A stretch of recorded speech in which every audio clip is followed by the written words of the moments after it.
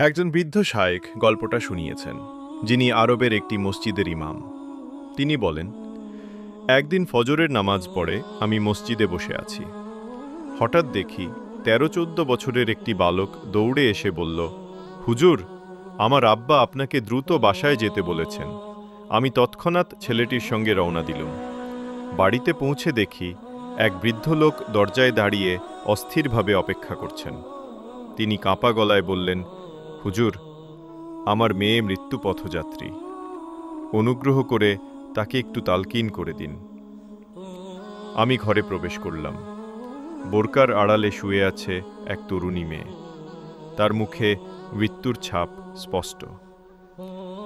আমি ধীরে জিজ্ঞেস করলাম, ভাই, বলুন তো, সে কি এমন কাজ করত যে আজ তার এমন পরিণতি?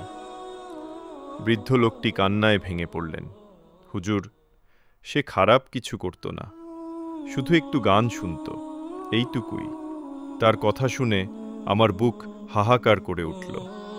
আমি মেয়েটির কাছে গেলাম, মমতা ভরে বললাম, মা, বলো, লা ইলাহা ইল্লাল্লাহ মুহাম্মাদুর রাসূলুল্লাহ।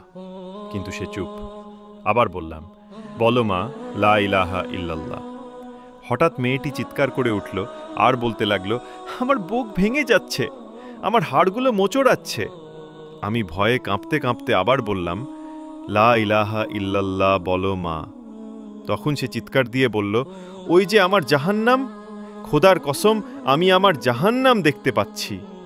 এই কথা বলেই সে নিঃশ্বাস ত্যাগ করল। সে চলে গেল চিরদিনের জন্য দুনিয়া ছেড়ে।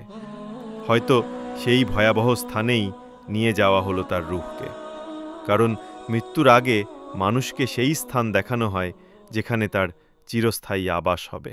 শিক্ষা ১. শেষ মুহূর্তে ঈমান রক্ষা করা সহজ নয়। যেভাবে জীবন কাটানো হয়, মৃত্যুর সময়ও তেমন অবস্থায়ই মৃত্যু আসে। তাই আমাদের উচিত সর্বদা আল্লাহর স্মরণে থাকা, যেন শেষ নিঃশ্বাসে কালিমা উচ্চারণ করতে পারি। ২. গান বাজনা থেকে দূরে থাকা ঈমানের নিরাপত্তা দেয়।